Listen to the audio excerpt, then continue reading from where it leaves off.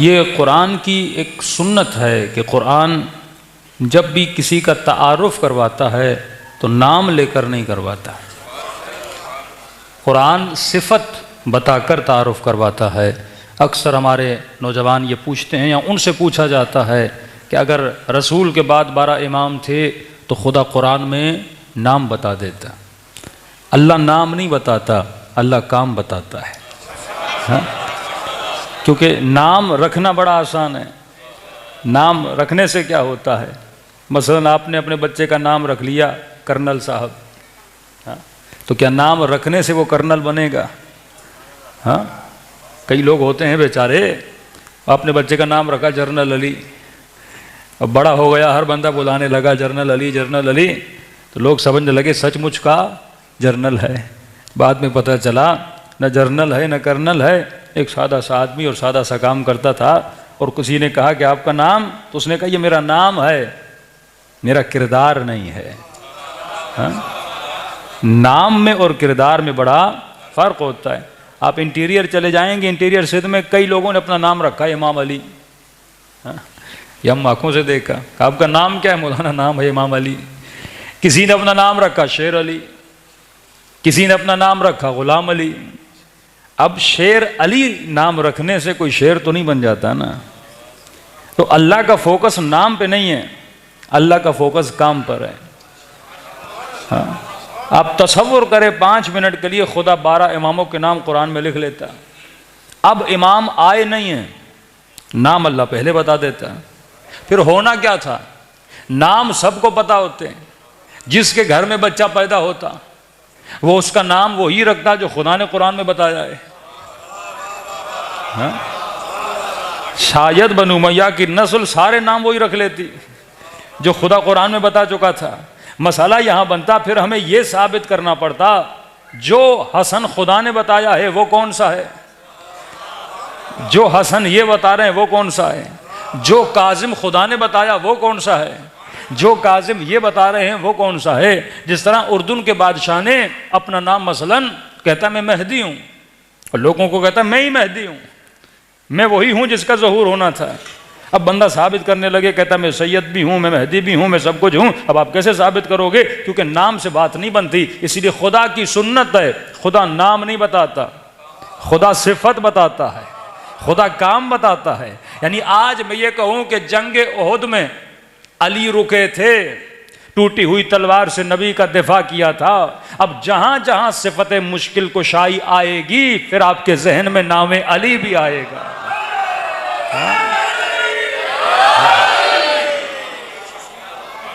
मसलन मैं कहूं भाई अली साहब कहाँ हैं, आप कहेंगे मौलाना कौन सा अली?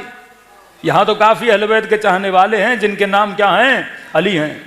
लेकिन मैं कहूंगा वो अली जो बड़ा सखी है। तो शायद 4-5 अलियों में एक अली सखावत के एतबार से मशहूर हो, अखलाक के एतबार से मशहूर हो, सिफात के एतबार से मशहूर हो। तो अल्लाह ने कहा तुम्हारा वली वो है जो हालत रुकू में ज़कात देता हुआ नजर आ जाए। अल्लाह ने हालत भी बता दी, ये नहीं कहा जस ज़कात देता हुआ नजर आ जाए। ज़कात तो काफ़ी मुसलमान देते थे। और ये भी नहीं कहा कि नमाज के बाद ज़कात दे। अल्लाह ने वो हालत भी बताई, हालत रुकू में ज़कात देता हुआ नजर आ जाए। क्योंकि आज तक किसी ज़कात या खैरात देने वाले ने भी ये नहीं सोचा था कि मैं खैरात नमाज की हालत में दूं। भाई आपकी इस मस्जिद में जुमा होता है, फ़कीर बाहर खड़े होते हैं। आज तक कोई फ़कीर देखा जो नमाजियों के बीच में आ जाए? उसको फ़कीर को भी इतनी अक्ल है, फ़कीर को भी इतना शऊर है कि नमाजी है, नमाज पढ़ रहा है, नमाज ख़त्म करेगा, भागा तो नहीं जा रहा, निकलना इसी मस्जिद के दरवाजे से है। देना होगा तो खैरात दे देगा। मैं इसकी नमाज क्यों डिस्टर्ब करूं, मैं नमाजियों को क्यों डिस्टर्ब करूं? तो दुनिया का आज भी कोई ऐसा फ़कीर नहीं है कि नमाज की हालत में आके खैरात मांगे। दूसरी बात, बिल फर्ज अगर कोई फ़कीर आ गया और दरवाजे पे खड़ा हो गया, अल्लाह के नाम पे खैरात दीजिए, अल्लाह के नाम पे खैरात दीजिए, कोई ऐसा नमाजी भी नहीं होगा जो इसको खैरात दे। वो भी कहेगा जल्दी क्या है, फ़कीर खड़ा है, या नमाज ख़त्म करूँगा, जो पैसे जो नीयत देने की है वो मैं दे दूँगा। तो न कोई ऐसा नमाजी नमाज में खैरात देता है, न कोई ऐसा फ़कीर आज तक आपको मिलेगा जो नमाज के बीच में आके खैरात मांगे। लेकिन तारीख़ में जब ये वाक़या पढ़ते हो तो नमाजी भी बड़ा अजीब है, फ़कीर भी बड़ा अजीब है। मैं तो कहूँ लग ऐसे रहा था कि फ़कीर नमाजी को जानता था और नमाजी फ़कीर को जानता था।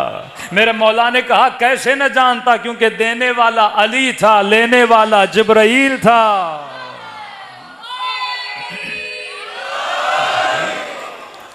कैसे न जानता, क्योंकि देने वाले अली ये मुर्तज़ा थे और लेने वाला जनाबे जिब्राइल था। अल्लाह ने एक यूनिक सिचुएशन क्रिएट की जहाँ पे जाके मौला अली ने खैरात दी। या जैसे आप देखते हैं कि मैदान गदीर खुम में भी एक अजीब सिचुएशन क्रिएट हुई। मौलाना इसहाक़ से इंजीनियर मिर्ज़ा ने ये जवानी में पूछा था कि भाई क्या रसूल अली का हाथ बुलंद किया? कहा मन कुन तो मौला फ़हाज़ा अली मौला। कहाँ किया? कहा शिया कहते हैं ये ऐलान विलायत है। तो उन्होंने कहा नहीं, अगर इतना अहम वाक़या होता तो रसूल इसे अरफात में बयान करते जहाँ सारे मुसलमान मौजूद थे, हज के दरमियान बयान करते जहाँ सारे मुसलमान मौजूद थे। क्या ज़रूरत पड़ी थी इतनी दूर जगह पे जाके हज़रत अली की विलायत का ऐलान करे? तो मुसलमान ये नहीं समझता कि नबी के काम तुम्हारे जैसे नहीं होते। सबसे पहले आप नबी को पाबंद कैसे कर सकते हो कि आप अरफात में ऐलान करोगे तो मानेंगे, आप हज के दरमियान ऐलान करोगे तो मानेंगे। ये इतना अहम किस्सा था, अरफात में बयान करते। नबी को क्या पड़ी थी मैदान गदीर खुम में जाके ऐलान करें? तो इसका मतलब यह है वो आयतें जो घर में उतरी वो तुम नहीं मानोगे।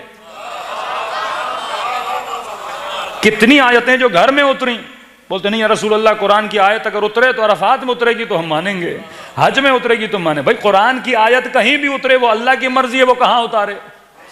अल्लाह तुमसे पूछ के तो आयतें नहीं उतारेगा ना कि नबी ये ऐलान मसलन अरफात में करो, नबी ये ऐलान मसलन हज पे करो। अल्लाह की मर्जी है। यही आयत गदीर, यही हुक्म गदीर अगर खुदा नबी को घर में भी बोलता, दो लोगों के सामने भी बोलता, फिर भी मुसलमान पे वाजिब था कि नहीं था? ये हम कुरान पे कदगन नहीं लगा सकते कि यहाँ पे आएगा तो मानेंगे, यहाँ पे आएगा तो नहीं मानेंगे। और खुदा ने कई मकामात पे कहा कि नबी को और नबी का मुवाजना अपने साथ न किया करो। ये आयत में कल पढ़ूंगा इंशाअल्लाह, सूरह मुजादिला की आखिरी आयत आप याद कर लीजिए। इसमें हक्कानियत अहले बैत अलैहिस्सलातु वस्सलाम बड़ी शामिल है, जिसमें अल्लाह बताता है मैं किन से राज़ी हूँ, हाँ मुझसे कौन राज़ी हैं, रज़ा अनहुम। ये वो आयतें अक्सर उलमा पढ़ा करते हैं। यहाँ पे खुदा बताता है, अल्लाह पहली सिफत ये बताता है, मोमिन की सिफत यह है मोमिन कभी भी रसूल की मुखालिफत नहीं करता। हाँ, ये मोमिन की सिफत इतनी वाज़ेह आयत है, इसका वाक़अन कोई मुफ्ती मौलवी जवाब नहीं दे सकता और कई नाजुक मसाइल इसमें आ जाते हैं। अब आदमी खुद जाके तलाश करे किस किस ने नबी की मुखालिफत की थी, किस किस ने नबी की मुखालिफत नहीं की थी। हाँ? और ये तोजी देना, मसलन नबी को दवाई पिलाना चाहिए, रसूल ने कहा मैंने नहीं पीनी, वो हम पिलाएंगे, ये हदीस मौजूद है बुखारी मुस्लिम में। नबी ने कहा भाई दवाई नहीं पीनी, कहा नहीं आप तो पिलाएंगे। हमने कहा ये मुखालिफत रसूल है। जब रसूल मना करे मैंने दवाई नहीं पीनी तो क्यों पिलाई जा रही है? तो एक मुफ्ती साहब से मैंने कहा ये हदीस लिखी हुई है, यहाँ पे मुखालिफत रसूल है। तो कहा नहीं, देखिए जिस तरह बच्चा दवाई को पसंद नहीं करता ना, माँ जिद करके, यानी ये मिसालें देते हैं लियाज़ुबिल्लाह, जिस तरह बच्चा दवाई नहीं पीता ना, माँ उसकी बुराई तो नहीं चाह रही, ये तो नहीं माँ को उस बच्चे से दुश्मनी है, माँ भलाई में दवाई पिलाती है। मैंने कहा आपकी बात 100% सही है, माँ भलाई में पिलाती है, माँ बच्चे की बेहतरी चाहती है, माँ चाहती है बच्चा ठीक हो जाए, बच्चे को दवाई कड़वी लगती है, बच्चा नहीं पीता। मैंने कहा तुमने ये फैसला कहाँ कर दिया, जो तेरे घर का बच्चा है वो नबी जैसा है। हाँ? और खुदा सरीहन कहता है कि मोहम्मद को अपने जैसा न समझना, मोहम्मद के साथ वो बर्ताव न करना जो अपने भाइयों के साथ करते हो। ये रसूल है, इसके मामलात अलग हैं। फिर मैंने कहा अगर सब सही भी था तो फिर मिलता है हदीस में दवाई तो पिला दी रसूल को, फिर रसूल जब कुछ अरसे के बाद तबीयत में बेहतरी आई तो नबी ने कहा किस किस ने मुझे दवाई पिलाई थी, सबको बुलाओ। सबको लाइन से खड़ा किया। अब कहा जो मुझे पिलाई थी ना खुद भी पियो। मैंने कहा क्या ये रसूल अलियाज़ुबिल्लाह बच्चों वाले काम कर रहे थे कि तुमने रसूल को दवाई पिलाई, वो भी उन सबको पिला रहे थे, सबको पिलाई। मैंने कहा वो बीमार नहीं थे फिर भी दवा पिलाई, लेकिन इब्ने अब्बास को नहीं पिलाई। सबको पिलाकर एक को न पिलाने की बात क्या है कि नबी बता रहे थे मैं किन पे गुस्सा हूं, किन पे गुस्सा नहीं हूं। ये तारीख के वाकयात हैं। हमने रसूल की इताअत ऐसे करनी है, चाहे रसूल जंग में हो, चाहे घर में हो, कहां भी हो, हमने इताअत रसूल करनी है। तारीख के इन मामलात को समझना है। तभी कहा कि रसूल अल्लाह वली है, उसके बाद रसूल वली है। विलायत को समझो कि खुदा क्या समझाना चाहता है। विलायत यानी वसल्लिमू तस्लीमा, यानी जो वो कहे मैं इनकार न करूं। मेरे सातवें इमाम इमाम मूसा काज़िम अलैहिस्सलातु वस्सलाम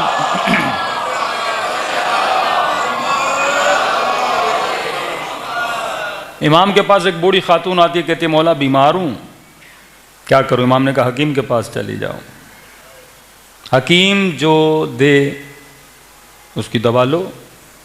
गई, वापस आई इमाम के पास, मौला हकीम के पास गई हूं, क्या हुआ। मौला उसने दवा बताई है। तो हमने तो कहा था हकीम के पास जाओ, जो हकीम कहे कर लो। कहा मौला लेकिन आपसे पूछने आई हूं वो दवा खाऊं कि नहीं खाऊं। इताअत की मंजिल देखिए। इमाम ने कहा कौन सी दवाई दी है। कहा मौला हकीम ने कहा है शराब पियो। तो इमाम ने कहा हमने तुझे पहले ही कहा था जो हकीम कहे करो। लेकिन कहा मौला मुझे हकीम की नहीं पड़ी, मेरे हकीम भी आप हैं, हकीम उम्मत है ना अहले बैत। कहा आप कहेंगे तो पीऊंगी, आप कहेंगे तो नहीं पीऊंगी। इमाम ने कहा अगर हकीम की सुननी है सुन सकती हो, लेकिन अगर मेरी मर्जी जाननी है, हाँ शायद शराब पियो तेरे दर्द को तस्कीन मिले। लेकिन फरमाया हम अहले बैत पसंद नहीं करते निजासत का कतरा भी तेरी शिकम में जाए। हाँ? अगर हकीम की मानो तो ठीक है, लेकिन हम पसंद नहीं करते, हम अहले बैत को पसंद नहीं है। इमाम ने कहा क्या करोगी। कौला मौला मरती हूं तो मर जाऊं, लेकिन सुनूंगी तो आपकी। जब आपको वली माना, जब आपको इमाम माना, तो किसी और की क्यों सुनूंगी। इमाम ने कहा इतना मानती हो मुझे, इतनी इताअत है मेरी। कहते सामने सेब पड़ा था, इस खातून ने सेब उठाया और अपनी इताअत का मैयार बताना चाहती थी। इसने चाकू लिया और सेब के 2 टुकड़े किए इस बूढ़ी ने। आधा टुकड़ा एक हाथ में रखा, आधा टुकड़ा दूसरे हाथ में रखा। कहती है मौला एक ही दरख्त का सेब है, 2 दरख्त के नहीं है, एक ही दरख्त का सेब है, हलाल भी है, आपकी नजरों के सामने मैंने खुद काटा है। आधा हिस्सा इस हाथ पे है, आधा हिस्सा इस हाथ पे है। अगर आप कहोगे ना आधा खाओ हलाल है, खा लूंगी, और कहोगे ना आधा न खाओ हराम है, मौला फेंक दूंगी, पूछूंगी भी नहीं। मौला सेब तो एक था। हाँ? इमाम ने अपने असहाब को कहा ऐसे होते हैं हमारे शिया, ये होती है इताअत, ये होती है विलायत। तो अल्लाह ने 3 विलायतों का ऐलान किया। मैं अल्लाह वली, मेरा रसूल वली, और रसूल के बाद सिफत बता दी, वो वली जो हालत रुकू में ज़कात देता हुआ नजर आ जाए। आए इन्नमा युरीदुल्लाह में भी सिफत बता दी। कौन है अहले बैत रसूल, जिनको मैंने हर तरह की निजासत से दूर रखा है। न निजासत इनके करीब आती है, न ये निजासत के करीब जाते हैं। नाम नहीं बताए कि अहले बैत मसलन अली हैं, हसन हैं, हुसैन हैं, सैयदा फातिमा हैं। अल्लाह ने क्या बता दी, सिफत बता दी। का घबराने की ज़रूरत नहीं, मैं सिफत बताकर मोहर लगा रहा हूं। अब कोई गैर आना भी चाहे तो पहले उसने साबित करना होगा कि वो निजासत से दूर है। कभी बोलते हैं अहले बैत की इस्मत को साबित करी। मैं कहता हूं अहले बैत की इस्मत तो प्रैक्टिकल इस्मत है। हाँ? एक मरतबा एक बंदे के पास डिग्री है, मसलन जैसे मैथमेटिक आती है, जैसे इंग्लिश आती है, या इससे बायोलॉजी आती है, एक मरतबा कहता मैं प्रैक्टिकल टीचर हूँ, आपने जो सवाल करना है मेरे से कर लीजिए। हम कहते हमारे 11 इमामों की ज़िंदगी उठाकर देख लीजिए, ज़िंदगी में एक भी गुनाह अगर नज़र आ जाए, एक, ये प्रैक्टिकल है ना, एक भी ख़ता नज़र आ जाए, गढ़ी हुई हदीसें नहीं, बनाए हुए फ़ज़ाइल नहीं, अहले बैत की शख्सियत क्या थी? प्रैक्टिकल थी। जिस तरह रसूल खुदा की शख्सियत क्या थी? प्रैक्टिकल थी। नबी पे हर इल्ज़ाम मक्के वालों ने लगाया, कभी कहा यह जादूगर है, कभी कहा यह मजनून है, कभी कहा यह साहिर है, लेकिन कभी ये इल्ज़ाम नहीं लगाया कि अमानतों में खयानत करता है। कहते थे अमीन भी है। अल्लाहुम्मा सल्ली अला मुहम्मद। फिर कहते नबी पैदाइश से नबी नहीं है, नबी 40 साल के बाद नबी। भाई फ़लसफ़ा इलाही समझो। हज़रत मूसा माँ की गोद में नबुवत का ऐलान करते हैं, मोहम्मद मुस्तफ़ा तो उनसे अफजल है। क्यों 40 साल के बाद नबुवत मिली? अरब का माहौल ऐसा था, नबी ने शरीयत लानी थी, नबी ने दीन लाना था। कि आए मोहम्मद पहले 40 साल अरबों में खुद को साबित करो, फिर मेरी खुदाई को साबित करना। हाँ, कि जब तू कोई बात बोले कोई न बोले, खुदा न खास्ता ये बात सही नहीं करता। पूरे मक्के में मशहूर था, मोहम्मद से बड़ा कोई सादिक नहीं, मोहम्मद से बड़ा कोई अमीन नहीं। यानी शबे हिजरत भी अमानतें किसको देकर गए? रसूल को देकर गए। और नबी उन अमानतों की खातिर किसे बिस्तर पे सुला कर गए? अली मुर्तज़ा को सुला कर गए। अरे जब काफरों की अमानत का अमीन अली है तो अल्लाह की अमानत का भी अमीन अली होगा ना। रसूल को यकीन था कि अली किसी अमानत में खयानत नहीं करते, जैसी अमानत दूंगा वैसी अमानत पहुंचाएगा। तभी मौला जब खिलाफत पर पहुंचे ना तो लोगों को कहा मैं तुझे वही दीन दूंगा जो मेरे रसूल ने दिया था, मैं उसी सुन्नत को जिंदा करूंगा जो मेरे रसूल ने सुन्नत को जिंदा किया। और जब मुसलमानों की बनाई हुई सुन्नतों को अली ने ख़त्म करना चाहा तो सदाएं बुलंद हो गई कि वाह सुन्नता। अली पिछले हुक्मरानों की सुन्नतों के खिलाफ उठ रहा है। मौला ने फरमाया मैं किसी हुक्मरान की सुन्नत को जिंदा करने के लिए नहीं आया, मैं मोहम्मद की सुन्नत को जिंदा करने के लिए आया। हाँ, तो हर मुसलमान पे 3 विलायतें वाजिब हैं। अल्लाह की विलायत, रसूल की विलायत, उसके बाद किसकी विलायत? अली इब्न अबी तालिब। अच्छा, एक आयत बड़ी ज़बरदस्त आयत है, वैसे तो हर आयत ज़बरदस्त है, लेकिन शियों के अक़ीदे के एतबार से ये आयत बच्चों को याद होनी चाहिए कि अतीउल्लाह व अतीउर रसूल व उलिल अम्रे मिनकुम। वहाँ का इन्नमा वलियुकुमुल्लाह व रसूलो, तीसरा वो वली, 3 विलायतें। यहाँ पर 3 इताअतें। अल्लाह की इताअत करो, हुक्म डायरेक्ट है। अतीउल्लाह, अल्लाह की इताअत करो, और रसूलो, और किसकी इताअत करो? और उसके रसूल की इताअत करो।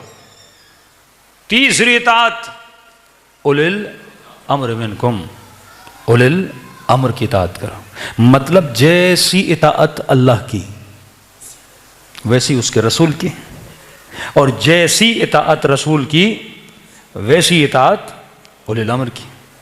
अब 2 इताअतें सबको पता हैं, 2 विलायतों का सबको पता है। अल्लाह वली रसूल वली कोई इख्तलाफ नहीं, तीसरी विलायत में इख्तलाफ शुरू हो जाता है।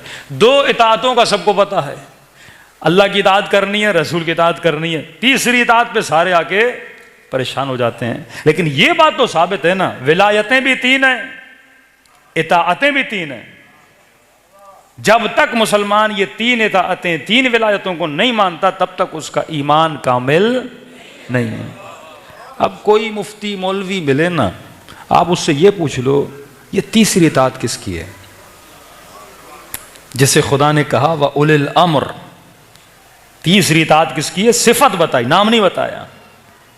अल्लाह नाम नहीं बताता, अल्लाह सिफत बताता है। सिफत बताई ताकि तू खुद जाके ढूंढ ये सिफत किसके अंदर मौजूद है। का तीसरी इताअत है उलिल अम्र की। वल्लाह कोई जवाब नहीं देता। कुरान की इतनी सरी आयत है, अल्लाह की इताअत करो, रसूल की इताअत करो, और जैसी इताअत रसूल की अल्लाह की, जैसी उलिल अम्र की वैसी रसूल की इताअत। तो पता है जवाब क्या देते हैं? जवाब तो देना पड़ेगा ना। कहते हैं तीसरी इताअत से मुराद है वक्त का हाकिम। और इस आयत को जितना हुक्मरानों ने मिसयूज किया,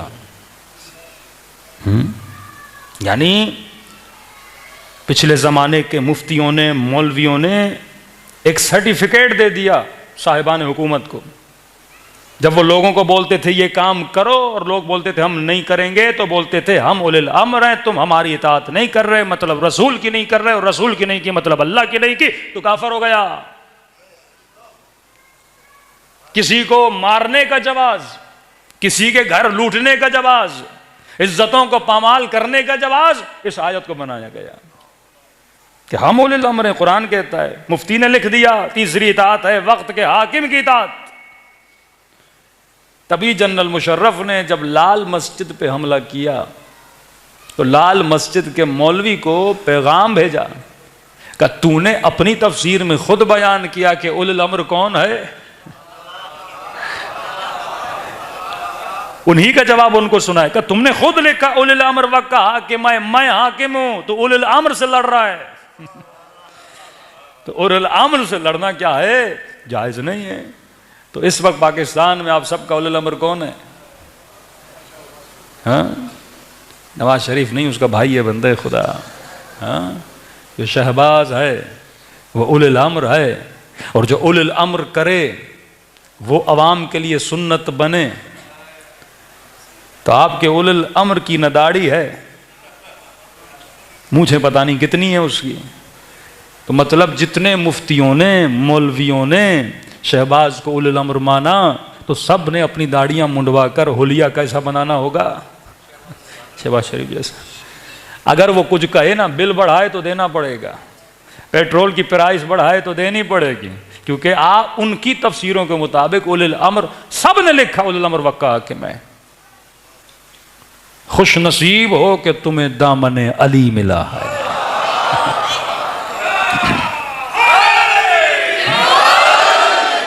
देखिए, शिया भी मुकल्लिद है तो सुन्नी भी मुकल्लिद है। अबू हनीफा के मुकल्लिद हैं, हम इमाम जाफर सादिक के मुकल्लिद हैं, दोनों मुकल्लिद हैं ना। वो भी तकलीदी हैं, हम भी तकलीदी हैं। हमारा मुज्तहिद कोई फतवा देगा तो अमल करना वाजिब है, और उनके मराजे अगर ये बोलें कि उलिल अम्र वक्त का हाकिम है, तो सारे अहले सुन्नत पर शहबाज शरीफ की इताअत क्या है, वाजिब है। और न करें तो अपनी शरीयत के मुताबिक गुनहगार हैं। लेकिन हम सारे बचे हुए हैं माने, हम तो वैसे पहले ही मानते ही नहीं इनकी।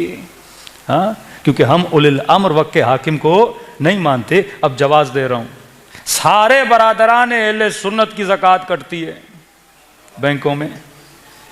ज़कात किसको देनी चाहिए? उलिल अम्र को। सबकी ज़कातें कहाँ जाती हैं? हुकूमत के खाते में। और कई लोग इस मकाम पे आके शिया बन जाते हैं। फार्म में लिखते हैं भाई हम सुन्नी नहीं है, हम शिया हैं, क्योंकि सब अपनी ज़कात उलिल अम्र को देखते हैं। उलिल अम्र वक्त का हाकिम है। शिया कहता है मेरा उलिल अम्र वक्त का हाकिम नहीं है, मैं इमाम के नाइब को देता हूं।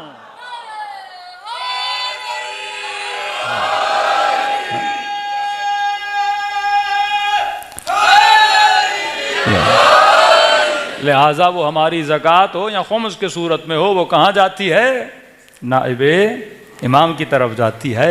हम अपनी मर्ज़ी से खर्च करते हैं, इजाज़त लेते हैं, अपनी अवाम पे खर्च करते हैं, अपनी मस्जिदों और मदरसों पे खर्च करते हैं। क्यों? क्योंकि हमने वक्त के हाकिम को कभी भी उलिल अम्र नहीं माना। हाँ, हाकिमियत है इंसान की बनाई हुई हाकिमियत है, इलाही हाकिमियत नहीं है। जो अल्लाह का हक अदा न करे वो मेरा हक कैसे अदा करेगा? जो हाकिम शराब पिए, जो हाकिम मुजरे करवाए। हाँ, अफसोस होता है जब कहते हैं पाकिस्तान का मतलब क्या? ला इलाहा इल्लल्लाह। और इंडिपेंडेंस डे पे नाच गाना होता है, इस्लाम और दीन की धज्जियाँ उड़ाई जाती हैं, साहिबान इख्तदार देख रहे होते हैं। ये क्यों है? क्योंकि जब उलिल अम्र फासिक हो जाए तो उम्मत भी फासिक हो जाती है। जब उलिल अम्र फासिक हो जाए तो कत्ले हुसैन रूनमा होता है। जब उलिल अम्र फासिक हो जाए तो नबी की नवासियों की चादरों की तरफ हाथ बढ़ते हैं। जब उलिल अम्र फासिक हो जाए तो जवानाने जन्नत के सरों को नो के नेज़ा पे चढ़ाया जाता है। ये नतीजा है। दीन बचाना चाहते हो तो दीन फहम बनो, दीन बचाना चाहते हो तो दीन को समझने की कोशिश करो। एक आयत भी इंसान को अगर सही समझ में आ जाए उसकी ज़िंदगी बदल जाती है। आज कुरान हमारे दरमियान बड़ा गरीब हो चुका है। हमने कुरान को उस तरह पढ़ने की कोशिश नहीं की, हमने मुफ्तियों और मौलवियों के हवाले कर दिया। बंदे खुदा कुरान किताब हिदायत है, हुदन लिल मुत्तकीन है। कब का हुदन लिल मौलवीन है, हुदन लिल मुफ्तियीन है? नहीं, कुरान हिदायत है साहिबान तक़वा के लिए। अगर तेरे दिल में खौफ खुदा है, उठा कुरान और एक एक आयत का तर्जुमा पढ़, गौर कर, फिक्र कर। खुदा आवाम से बात कर रहा है। ये तो हमने शोबे खोल दिए कि मौलवी बताएगा, मुफ्ती बताएगा, वो एक्स्ट्रा ऑर्डिनरी तफसीर होती है। लेकिन ज़ाहिरी कुरान तो सबके लिए हिदायत है। कुरान को पढ़, फिर तारीख को पढ़। बड़ा आसान है, ये फैसला किसी मुफ्ती और मौलवी के हाथ में न दे, खुद फैसला कर। कुरान की आयत पढ़, अल्लाह वली है, रसूल वली है, जिसने हालत रुकू में ज़कात दी वो वली है। अब जुस्तजू करना खुद जाके तारीख में कि रुकू में ज़कात किसने दी थी। कितनी सख्त आयत है कि ये भी अहले सुन्नत की किताब में मौजूद है कि एक यहूदी ने जनाब उमर को कहा कि अगर ये कुरान की आयत हमारे पास उतरी होती, ये मौजूद है अहले सुन्नत किताब में, हमारे पास उतरी होती तो हम उस दिन जश्न मनाते। उमर ने कहा कौन सी आयत? वही आयत गदीर, या अय्युहर रसूल बल्लिग मा उन्ज़िला इलैका मिन रब्बिक फ़इन लम तफ़अल फ़मा बल्लग़ता रिसालतह, या अल-यौम अकमलतु लकुम दीनकुम व अतममतु अलैकुम नेमती। का ये जो आयत है ना कि आज दीन मुकम्मल हुआ, आज मैंने नेमत को तमाम किया। कहा उमर अगर ये आयत हमारे यहां होती ना कि दीन मुकम्मल हो गया, इतनी बड़ी बिशारत, नेमत तमाम हो गई, इतनी बड़ी बिशारत, हम ईद मनाते। तो उस यहूदियों को कोई बताता कि शिया ईद मनाते हैं।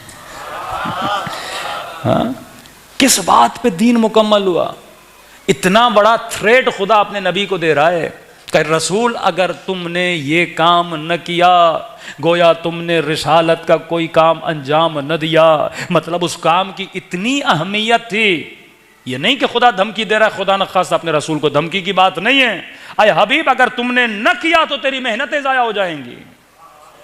अगर तुमने न किया तो कुरान के आने का फायदा खत्म हो जाएगा।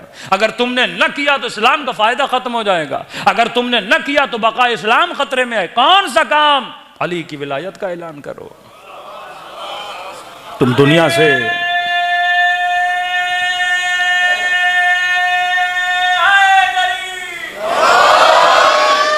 अब 6-7 आयतें पीछे पता नहीं कोई खिंजीर के गोश्त का और पता नहीं किस गोश्त का जिक्र है, कहते हैं इस वजह से। अब गोश्त के ऐलान करने से न करने से दीन का क्या जाए भाई? इतनी तो अल्लाह ने अक्ल दी है। इंपॉर्टेंस देखो उस आयत की। हबीब अगर तुमने न किया, यानी उसका दारो मदार पूरी रिसालत पर है। गोया तुमने रिसालत का कोई काम अंजाम न दिया। अब बड़ी आसानी से आयत से गुजर जाएं। हाँ मौलवी साहब इसकी क्या तफसीर है, मुफ्ती साहब इसकी क्या तफसीर है? अल्लाह क़यामत में कहेगा तू खुद अंधा था, तू खुद पढ़ नहीं सकता था, कि तुमने कभी कोशिश की कि कुरान से खुद हिदायत लो?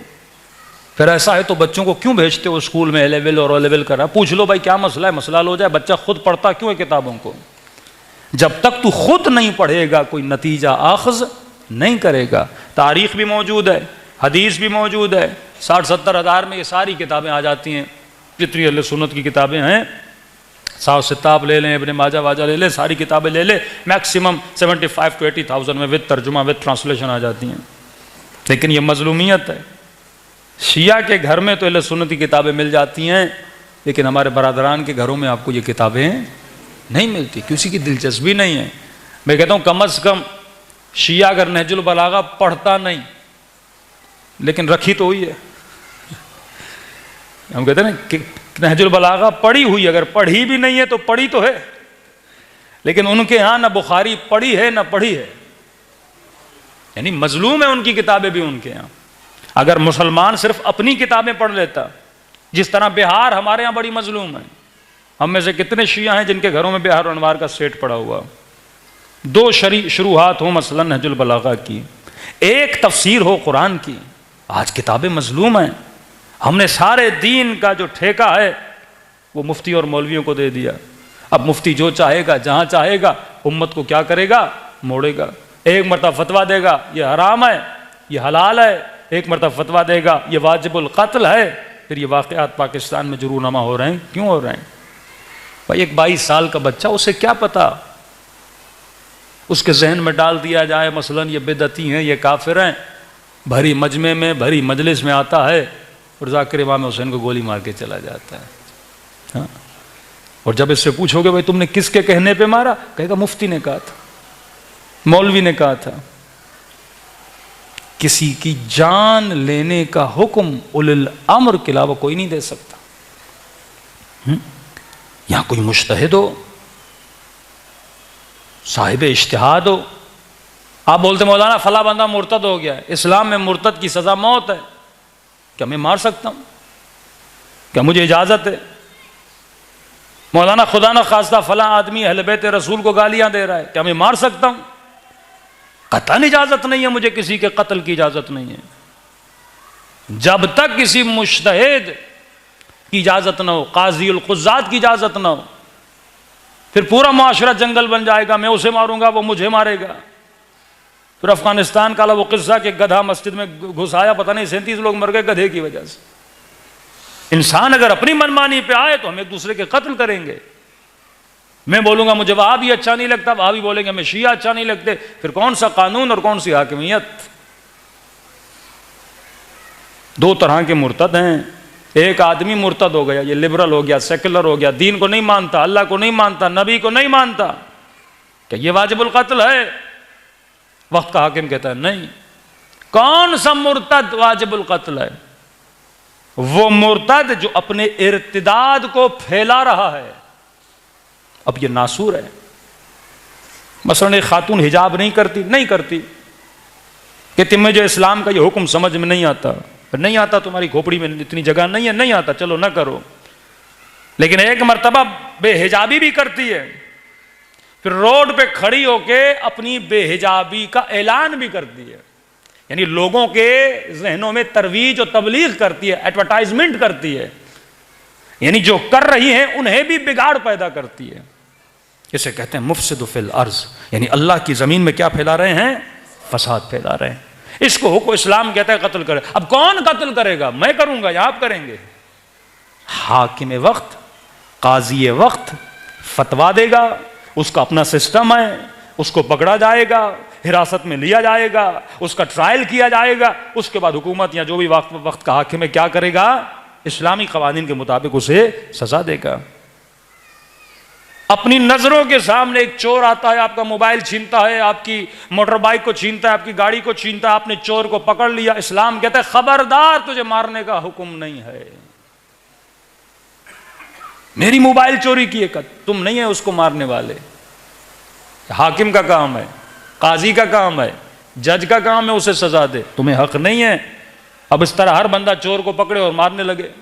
कल पता चला वो चोर भी नहीं था, मेरी दुश्मनी थी जाती, मैंने कहा चोर चोर चोर, और 4 उसको हमने चपेड़े मार दी और सारी अपनी भड़ास मैंने रोड पे निकाल दी, तो मुल्क में जंगल का कानून बन जाएगा। इस्लाम के एक रूल्स हैं, एक रेगुलेशंस हैं, जब उन रूल्स और रेगुलेशन को बंदा फॉलो करे तभी खुदा मुताल कुरान में कहता है कि हमने किसास में क्या रखा है तुम्हारे लिए? नेमत रखी है, हमने किसास में हयात रखी है। अल्लाह कहता है किसास में जिंदगी है। किसी ने मासूम से पूछा मौला किसास तो मौत का नाम है, इसमें हयात कहाँ है? खुदा न खास्ता एक शादीशुदा औरत ने या मर्द ने जिना कर दी, इस्लाम कहता है इसको संसार करके मार दो। मौला ये तो मौत है, किसास मतलब मौत है। किसी ने आपके बेटे को मारा, इस्लाम कहता है तुम्हें हक है या उसे पैसे लेके माफ करो, या तुम कहो कि मैं सजा चाहता हूं, इसे मौत मिलनी चाहिए, मौत के बदले में मौत। पैसे भी ले सकते हो, तुम्हारी मर्जी है। यह हक देता है वारिस को इस्लाम। अब आपने कहा मुझे किसास करना है, जब तुम मौत का तकाजा करोगे तो उसे किसास बोला जाएगा, मतलब मारा है, मौत के बदले में मैं मौत का सवाल करता हूं। ये मौला अली ने कहा इब्ने मुलजिम को जब पकड़ा, अली ने कहा हसन अगर मैं बच जाऊंगा तो अली माफ करेगा, लेकिन अगर मैं नहीं बचा तो इसे उतना ही मारना जितना इसने अली को मारा था। किसास जो किया उसके साथ वही किया जाए। लेकिन अब सवाल ये इमाम से कम मौला इसमें हयात कैसे है? ये अगर हुक्मरान समझे ना, हुक्मरान तबका समझे, अल्लाह का खुल्लम खुल्ला हुक्म है कि मैंने किसास में जिंदगी रखी है, का मौला वो कैसे? इमाम फरमाते जब तक मुजरिम को सजा न मिले मुआशरे में अदालत कायम नहीं होती। तो अगर हयात चाहते हो ना, हयात मतलब एक जिंदा मुआशरा चाहते हो जिसमें चोरी ना हो, जिसमें आदल हो, जिसमें इंसाफ हो, तो वो मुआशरा होता है जिसमें मुजरिम को सजा दी जाती है, राशि को सजा दी जाती है, गमन करने वाले को सजा दी जाती है। लेकिन जिन मुआशरों में किसास नहीं, वो इंसानी मुआशरे नहीं, हैवानी मुआशरे बन जाते हैं। सलवात पढ़े मोहम्मद व आले मोहम्मद।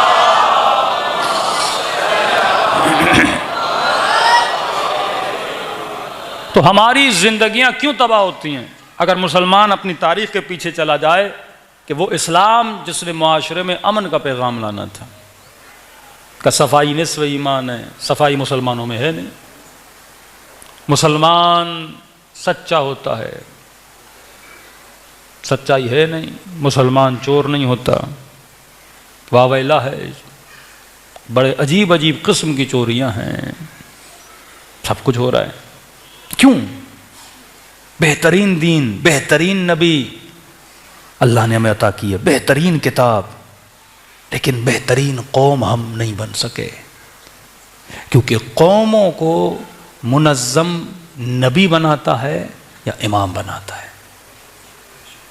दो विलायतों को माना, तीसरी विलायत को मुसलमानों ने नहीं माना।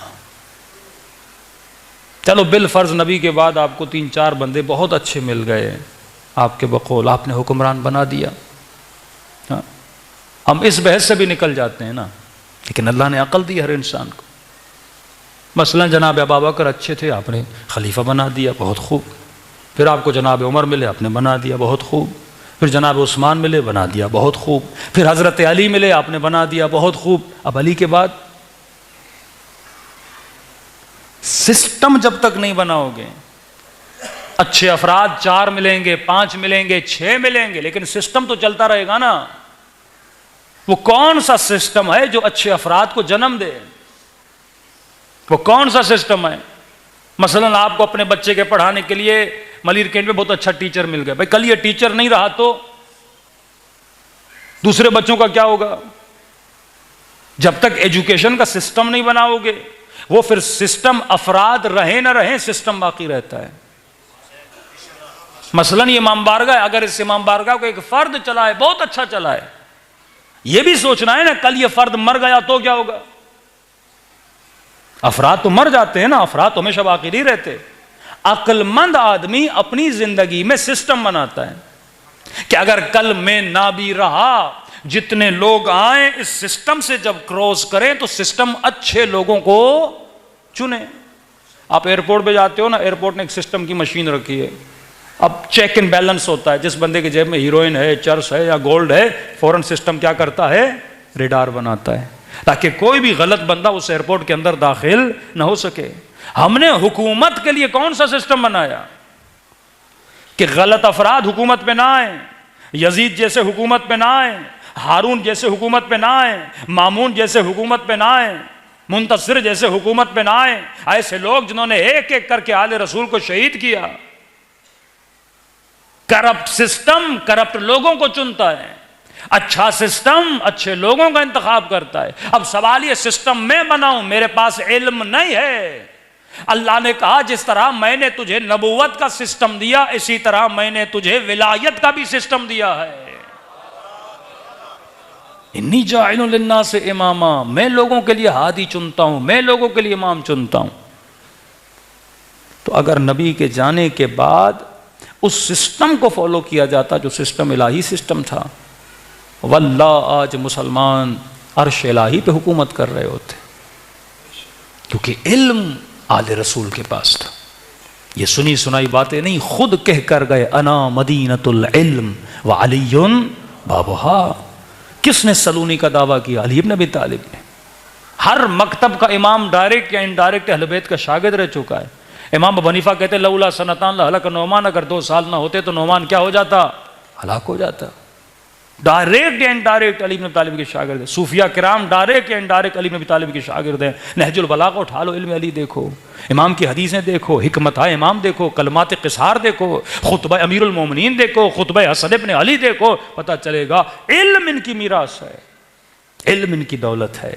और जाबिर इब्न हयान जैसे शागिर्द, बायोलॉजी, केमिस्ट्री, मैथमेटिक, ये इल्मुल आदाद, इल्मुल अबजद, इल्म कीमिया, ये सब कुछ किसके पास है, अहले बैत रसूल के पास। यानी अब तसव्वुर करें, मौला अली ने 4 साढ़े 4 साल हुकूमत की, अगर अली को 25 साल हुकूमत करने दी जाती, मुसलमान कहाँ होता। ये बिजली जो आके एडिसन ने बनाई, अहले बैत उसी ज़माने में बता देते बिजली कैसे बनाई जाती है, कारखाने कैसे चलाए जाते हैं, क्योंकि वो इल्म इलाही के हामिल थे। कश्ती बनाने का हुनर किसने दिया, हज़रत दाऊद ने दिया ना। ये एग्रीकल्चर का हुनर किसने दिया, अंबिया ने दिया। बाद में हमने तरक्की की, लेकिन बेसिक्स किसने हमें सिखाई, अंबिया ने सिखाई।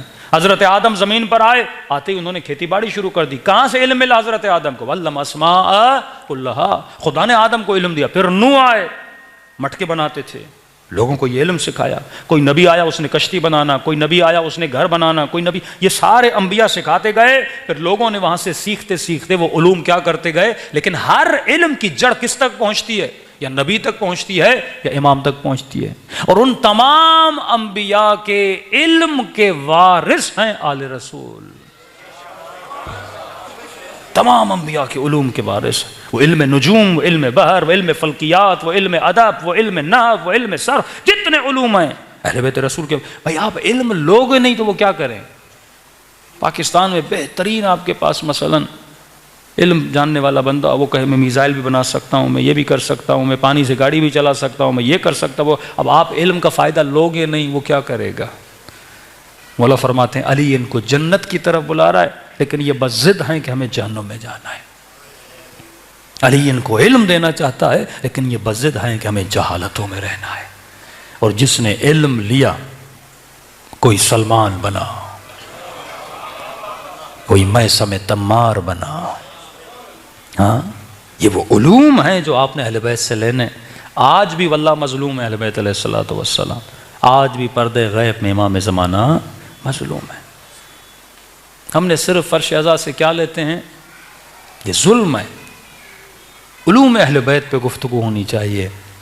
बेहतरीन वाला फरमाते हैं अल इल्म इल्मान, इल्मुल अबदान व इल्मुल अरवाह। इल्म 2 इल्म है, इसके अलावा कोई तकसीम नहीं है। इल्म या बदन का इल्म है या रूह का इल्म है। ये तिब, डॉक्टरी, इंजीनियरिंग, जितने उलूम आप देखते हैं साइंसी, वो बदन के उलूम हैं जो रिलेटेड हैं इंसान की बॉडी से, इंसान के काम से, इंसान के हुनर से। दूसरा इल्म है इल्मुल अरवाह, जिसे इल्मुन नफ्स बोलते हैं, जिसके लिए खुदा ने कहा क़द अफ़लह मन ज़क्काहा व क़द ख़ाब मन दस्साहा। कामयाब है वो जिसने अपना तज़किया किया। बेटे को बेहतरीन डॉक्टर बनाओ, बेहतरीन इंजीनियर बनाओ, फौज में भेज दो, जनरल कर्नल बन जाए, लेकिन अगर इल्म में तज़किया नहीं है तो बड़े से बना हुनर इसके काम का नहीं है। एसपी बन जाए, डीएसपी बन जाए, पर राशि हो, क्या फ़ायदा। डॉक्टर बन जाए, दवाइयों के चक्कर में लोगों का नुकसान करे, क्या फ़ायदा। बड़ी बड़ी पोस्ट पे चला जाए, लेकिन उम्मत की बेहतरी में न सोचे, तो इसके इल्म का कोई फ़ायदा नहीं। सलवात पढ़े मोहम्मद वाले।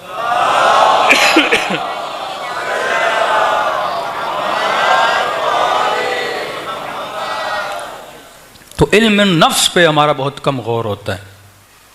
इसीलिए सख्त तरीन जुमले अहले बैत ने फरमाया अगर इल्म शरीफ को मिले तो उसकी शराफत को बढ़ाता है, और कमीने को मिले तो उसकी कमीनगी बढ़ाता है।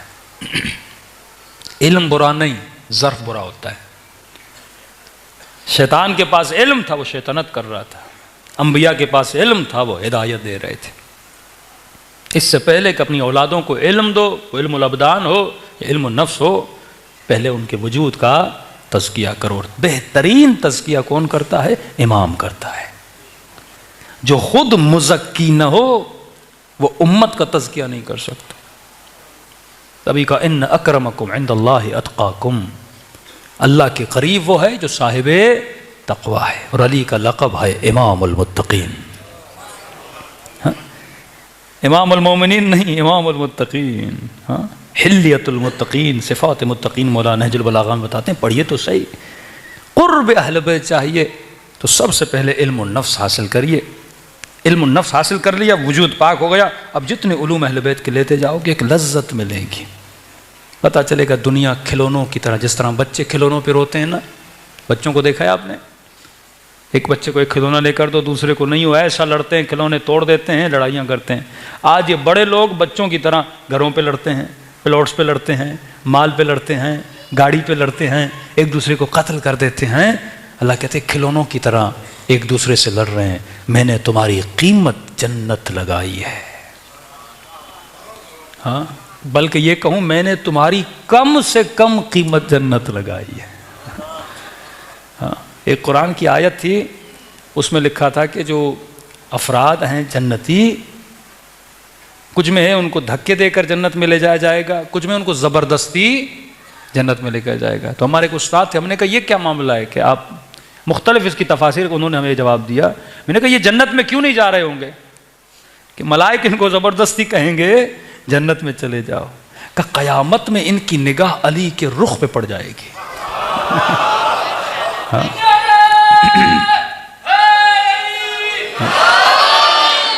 कहते ये अली को छोड़ेंगे ही नहीं, हसन और हुसैन को छोड़ेंगे ही नहीं, कहेंगे हमें जन्नत नहीं जाना, हमें इनके साथ रहने दो। तो मलाइक उनको ज़बरदस्ती कहेंगे भाई कहाँ चले जाओ, जन्नत में। कम से कम कीमत जन्नत है, कम से कम। अब तेरे पास प्लॉट नहीं है, तेरे पास गाड़ी, कुछ भी ना हो, लेकिन अगर तेरे पास अली की विलायत हो, मोहब्बत हो, इताअत अमीरुल मोमिनीन हो। हर बंदे ने 60-70 साल जीना, उसके बाद मर जाना है।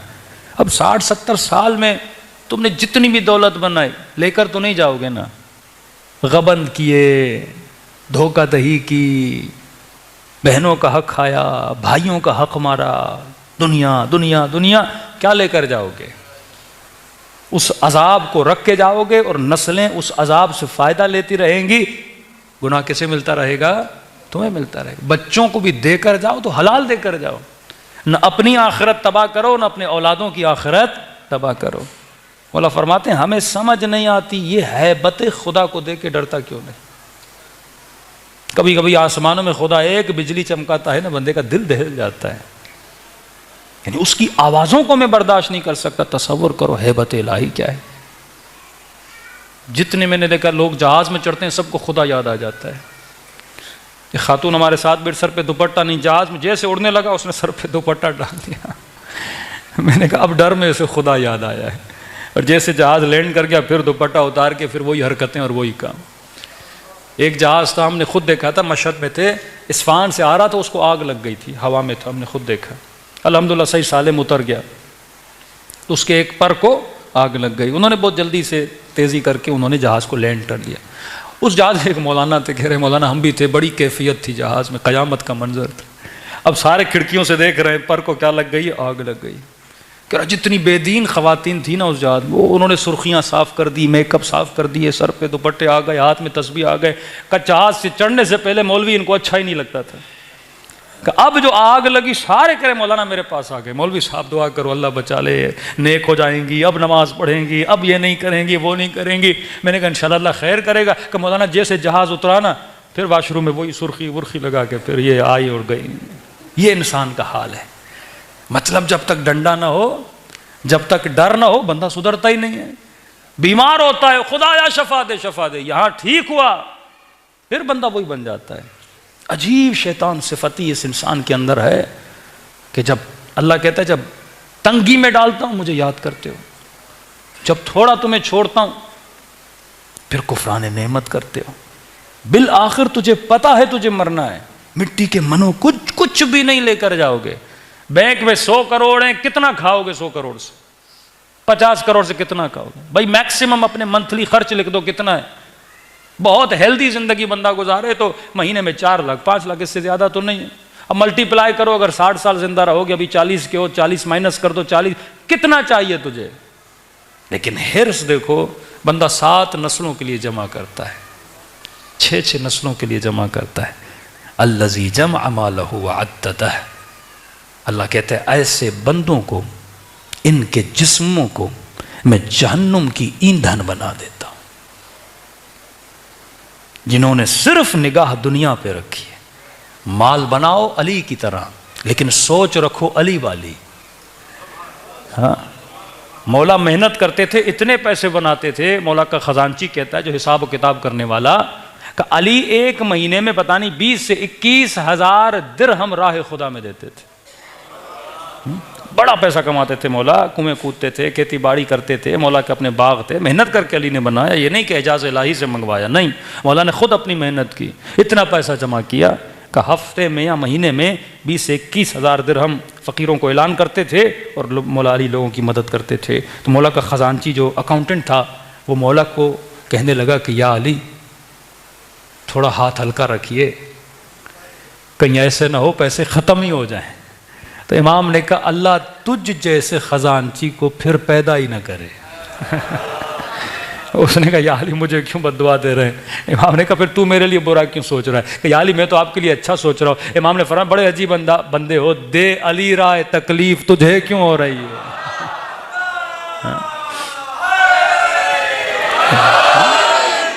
फरमा तो यही तो फर्क है तेरी सोच में और अली इब्न अबी तालिब की सोच में। मैं जाया नहीं कर रहा, अली वहां पे अपना वजन बढ़ा रहा है। हाँ, कुरान की आयत है, मन सक़ुलत मवाज़ीनो फ़हुव फ़ी ईशतिन रादिया। जिसका वजन वहां ज्यादा होगा, अल्लाह कहता है ऐसा ऐश करेगा जिस ऐश में वो राजी होगा। अब इसकी तशरीह भी बड़ी प्यारी है कि ऐश में राजी होना यह आखिरत का कमाल है, क्योंकि दुनिया का कोई ऐश बंदे को राजी नहीं करता। बड़ी से बड़ी अयाशियां कर लो ना, 2 दिन कहता है इससे मजीद अयाशी हो, उससे मजीद अयाशी हो, बंदा किसी अयाशी से राजी नहीं होता। अल्लाह कहते हैं क़यामत में वो ऐश करोगे जिस ऐश से राजी हो जाओगे। हाँ, वो आखिरत है। युमिनून बिल गैब, जो गैब पे ईमान रखते हैं। करबला मंजिल यकीन का नाम है। 2 तरह के लश्कर थे करबला में, कुछ वो जो जिस्मों को बचा रहे थे, कुछ वो जो जिस्मों को कटवा रहे थे। मतलब इमाम ने बताया जिस्म की कोई वैल्यू नहीं, ये मिट्टी में भी मिल सकता है, ये तलवार से और नेज़े से और उससे भी अपनी जान गंवा सकता है। कीमत तेरी है, तू जान किसके लिए दे रहा है, किस पे कुर्बान कर रहा है। मैं सिर्फ कहता हूं 2 मिनट के लिए सोचें, इस पे मैं कल बात करूंगा। 2 मिनट के लिए सोचें कितनी कीमत होगी उस चीज की जिस पे हुसैन जैसे इमाम ने अपना सर कुर्बान किया। क्योंकि इमाम हुसैन की क्या वैल्यू है और क्या स्टेटस है, ये आप सबको पता है। क्या कीमत है हुसैन इब्न अली की, जन्नत की जवानों के सरदार, असीमुन नार वल जन्नत के बेटे, जो दुआ करे तो खुदा बंदे को जन्नती बना दे। कितनी कीमती चीज होगी जिस पे हुसैन कुर्बान हो रहे हैं, जिस पे अब्बास कुर्बान हो रहे हैं, जिस पे बीबी ज़ैनब की चादर कुर्बान हो रही है, जिस पे सकीना का बचपना कुर्बान हो रहा है, जिस पे रुबाब की नन्ही गोद कुर्बान हो रही है। हाँ, उस चीज का नाम है दीन। इन्न दीन इंदल्लाहिल इस्लाम। दीन है तो लोगों की जिंदगी है, दीन नहीं तो आज जो पाकिस्तान का माशरा देख रहे, एक बेदीनी का माशरा, पूरी दुनिया का माशरा देखें, डे बाय डे इंसान इन्हितात में जा रहा है, टेक्नोलॉजी में तरक्की करता जा रहा है, अखलाकियात में, इंसानियत में गिरता जा रहा है। तो आज ये वक्त आ गया कि मर्द मर्द से शादी करने का ख्वाहिशमंद है, औरत औरत से शादी करने की ख्वाहिशमंद है। जर्मनी में 20 दिन पहले जुलूस निकला कि हमें इजाजत दी जाए कि इंसान और हैवान आपस में शादी करें, लीगलाइज किया जाए इसको, marriage between human and animal. ये इंसान यहां की, वो इंसान जिसने जहाज बनाया, जो टेक्नोलॉजी में कहता है मेरा टक्कर किसी के साथ नहीं है, इतना मैं आगे निकल चुका हूं, और जब गिरता है ना, क्यों? क्योंकि ये जिस्म का पुजारी तो बना, ये रूह को भूल गया, अपनी हकीकत को भूल गया, जाहिर परस्त बना। इमाम ने कहा आओ करबला में, जिस्म तुझे कुचलता हुआ नजर आएगा करबला में। कहा 1 रात की मोहलत मांगो अब्बास, मौला इस एक रात में क्या करेंगे? बेटियों से मिलेंगे, बहनों से मिलेंगे, बीवियों के साथ बैठेंगे। कहा नहीं अब्बास, इस एक रात में मैंने तस्बीह खुदा करनी है। रूह, जिस्म तो वैसे ख़त्म हो जाना है, मिट्टी में मिल जाएगा, इससे बेहतर है शहादत की मौत मिले। हुसैन ने अपने खून से दीन के दरख्त की आबियारी की। अब समझो इस दरख्त की कीमत क्या है। जिस दरख्त की बका के लिए लाखों जवानों ने अपनी जिंदगियां दी, 2.5 लाख के करीब नौजवान शहीद हुए ईरान में, किसी मौलवी की हुकूमत को बचाने के लिए नहीं, दीन की बका के लिए। आज मसला दीन का है और कुछ भी नहीं है। आज आप बोलो हम पाकिस्तान के अंदर इस्लामी निज़ाम को मजबूत करेंगे, इस्लामी कवानीन और शरई कवानीन को मजबूत करेंगे, देखिए आपका क्या हश्र किया जाता है और हाल किया जाता है। तभी आपका हर हुक्मरान बोलता है हम लिबरल हैं, हम लिबरल हैं।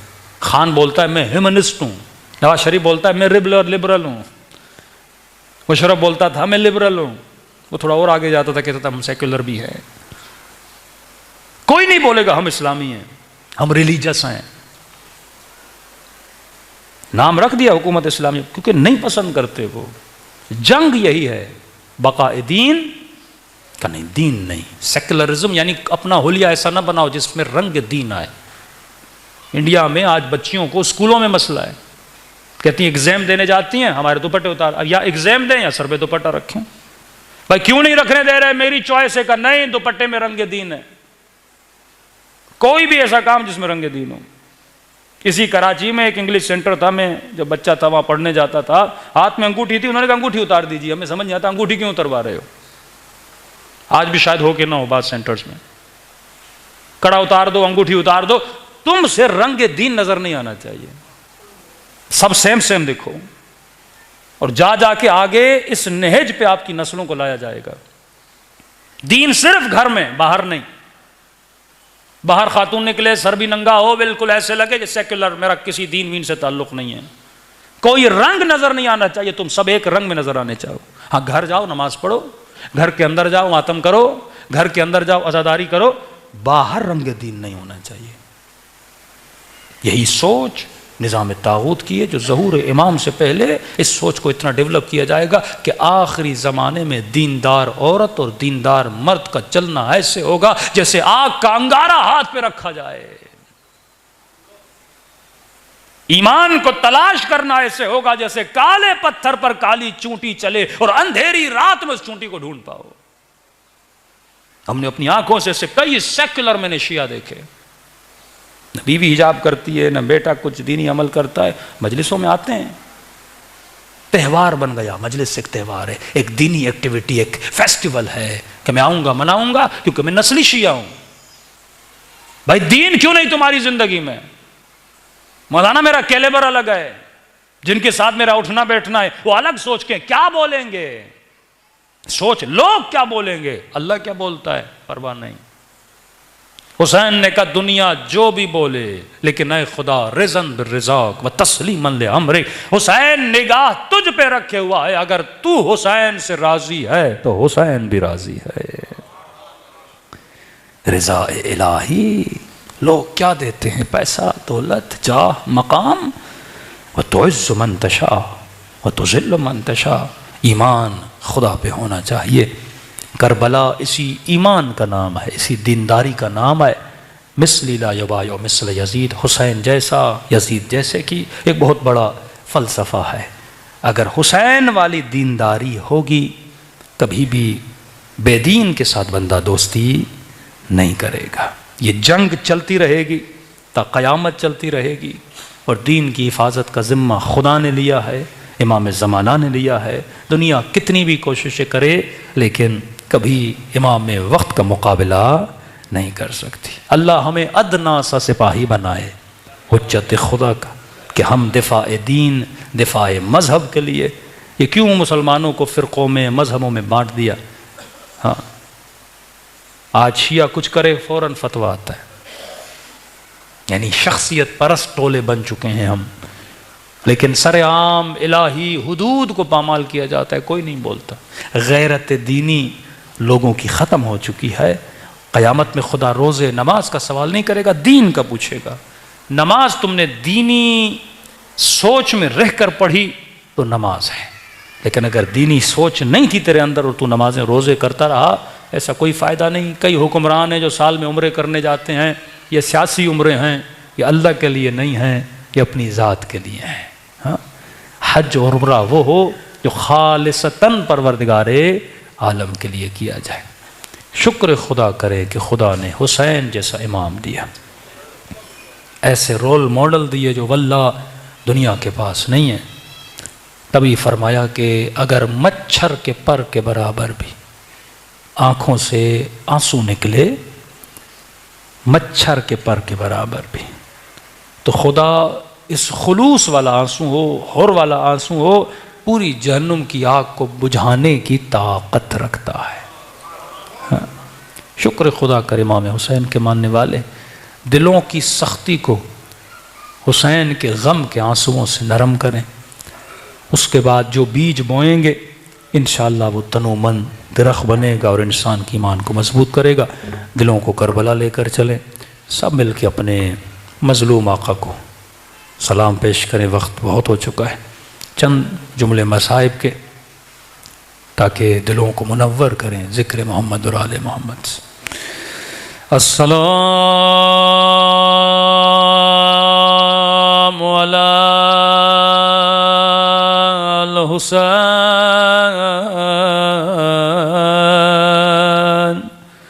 व अला अली इब्न अल हुसैन,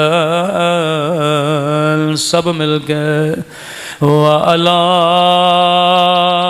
औलाद अल हुसैन व अला अस्हाबे, बुलंद आवाज़ से अस्सलाम अला व अला अली इब्न व अला औलाद अल हुसैन व अला अस्हाबे, सब मिल के अस्सलाम अला व अला अली इब्न व अला औलाद अल हुसैन व अला अस्हाबे। मेरा सलाम हो ज़ैनब की लुटी हुई चादर पे,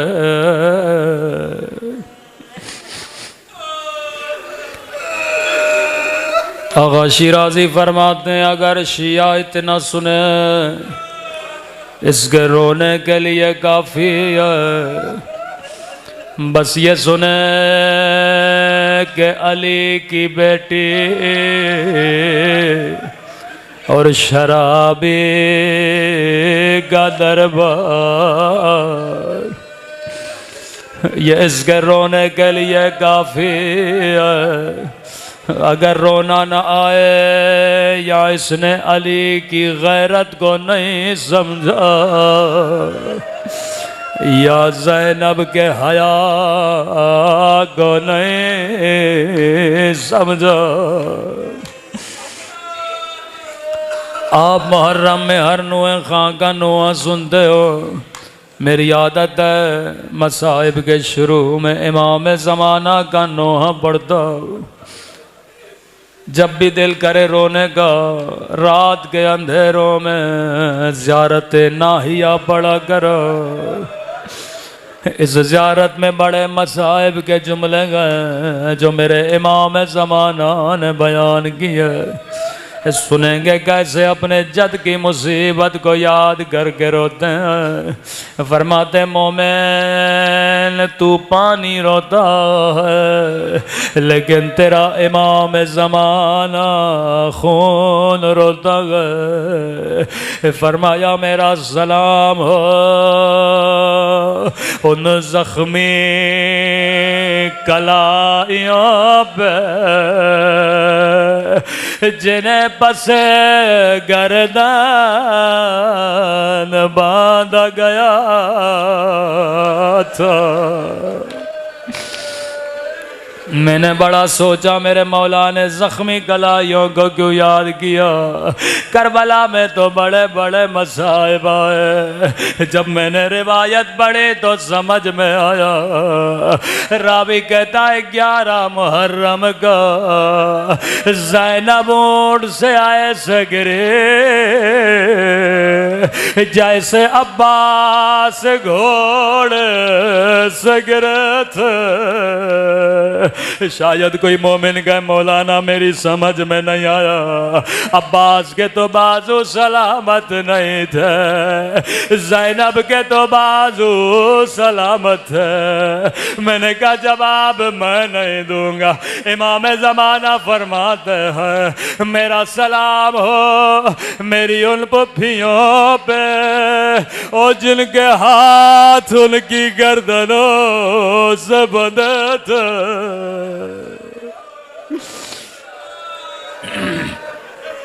ज़ैनब ऐसे गिने जैसे अब्बास घोड़े से गिरे थे। अब जानते हो गाजी अब्बास कैसे गिरे थे। एक आंख में तीर था, जालिम ने सर पे गुर्ज मारा था। फरमाया आज़ादारो जब कोई घोड़े से गिरता है अपने बाजुओं से सहारा लेता है। मेरे बाजू सलामत नहीं थे, मैं मुंह के बल ज़मीन पे गिरा। अगला सलाम इससे भी बड़ा दर्द भरा सलाम है। इमाम ज़माना के जुमले हैं, इमाम के साथ गिरिया करो। फरमाया मेरा सलाम हो ज़ख्मी कलाइयों पे जिन्हें पसे गर्दन बांधा गया। फिर फरमाया मेरा सलाम हो उन नन्हे से रुखसार पे जिनका रंग बदलता रहा। ये नहीं का बदल गया बल्कि बदलता रहा। कभी शिमर के तमाचों ने रंग नीला किया, कभी जालिम के तमाचों ने रंग काला किया। तभी इस बच्ची की निगाह जब बाबा की कटी गर्दन पे पड़ते थे कहती थी बाबा थोड़ी देर के लिए अपनी आंखें खोलो, जरा सकीना को देखो। बाबा मेरा रुखसार छोटा था पर शिमर के हाथ बड़ा था। आखिरी सलाम और जहमत को तमाम करो। फरमाया मेरा सलाम हो जख्मी कलाइयों पे जिन्हें पसे गर्दन बांधा गया। मेरा सलाम हो उन नन्हे से रुखसारों पे जिनका रंग बदलता रहा। अब फरमाया मेरा सलाम हो उन जख्मी होठों पे कदीमी मोमिनो मैंने नाम नहीं लिया, मेरा सलाम उन खुश्क होठों पे और जिन पे जालिम छड़े मार रहा था। मैं कहूँगा इमाम ज़माना वो होठ आपको याद है, लेकिन मेरा सलाम उन नन्ही सी आँखों पे जो ये मंजर देख रहे थे। ओ अल्लाह किसी बच्ची को बाबा का कटा हुआ सर न दिखाए। अला लअनतुल्लाह अलल कौम ज़ालिमीन। ऐ खुदा तुझे सकीना की यतीमी, बीबी ज़ैनब की असीरी, हुसैन मौला की मज़लूमियत का वास्ता हमारे आका इमाम ज़माना का ज़हूर फरमा। हम सब को मौला के आवान अंसार में शरीक फरमा। हम सब के सगीरा कबीरा गुनाह माफ़ फरमा। आज के गिरिए का वास्ता हमें क़ब्र क़यामत के रोने से बचा। हम सब को शफ़ाअत इमाम हुसैन नसीब फरमा। रब्बना तक़ब्बल मिन्ना इन्नका अंतस समीउद दुआ।